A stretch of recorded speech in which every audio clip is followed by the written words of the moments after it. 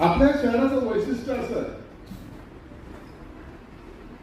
की राजकीय पक्षात कोणते असले तरी काही हरकत नाही, परंतु सर्वांनी एकत्र आले पाहिजे ही माझी पहिल्यापासून भूमिका आहे. आणि मला शिक्षक मतदारसंघामध्ये ती जाणवती की सगळे एक येतात म्हणून. आणि शिक्षक एकत्र येणं किती अवघड असतं हे तुम्हालाच माहिती. तुम्ही एकत्र आला याचा अर्थ सगळं अलवेला आहे असं समजायला हरकत नाही. माझे एक शिक्षक होते, मी शिक्षकांचा एक सन्मान वेगळ्या पद्धतीने करतो.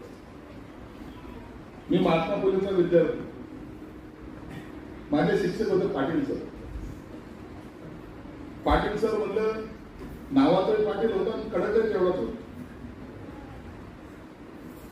त्या काळामध्ये 9वी-10वीला ते निघलेले शिकवायचे. त्या काळात आम्ही त्यांच्या अनेक चांगल्या पद्धतीने छडे आम्ही खाल्लेले आहेत. आता तुम्हाला मारायचा अधिकार पण नाही, सापड मारले का दुसऱ्या दिवशीच घरी. परंतु त्या काळामध्ये ते पाटील सर असे होते की होमवर्क केला नाही तर ते सांगायचे की शिक्षकाला 10 छड्या खायच्या आणि होमवर्क न करणाऱ्यामध्ये सर्वात आघाडीवर मी असायचे. म्हणून तुम्हाला कळलं असेल की लहानपणापासून माझ्यातले किती गुण चांगले होते. राजकारणामध्ये हे महत्वाचं असतं.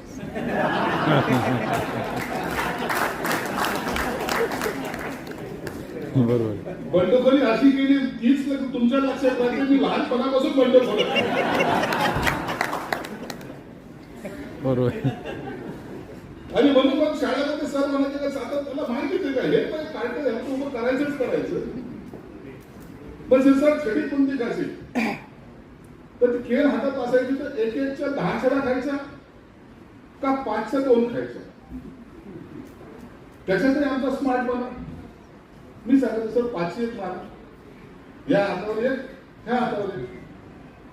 मारायचे तर ते खेळ पूर्ण मागे घ्यायचे. अशी काही हातावर मारायचे की हात तो 2 दिवस उरलेलाच असायचा. घरी जाऊन तो बापाला सांगता येत नाही तरी 2 छड्या मारल्या बाप 2 लाख मारेल. त्यावेळेला तशी परिस्थिती होती. तू का शिकला नाहीस? मी मेहनत करतो तुला शिकायला पाठवलं तर तू शिकला नाही हा तुझा दोष आहे.